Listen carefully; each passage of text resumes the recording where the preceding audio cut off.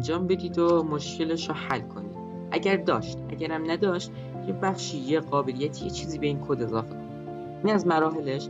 تازه این کار 5 تا مزایا داره که میخوام دونه بدونه براتون توضیحش بدم. یک، مزیت اولش یادگیری واقعیه، نه استوری.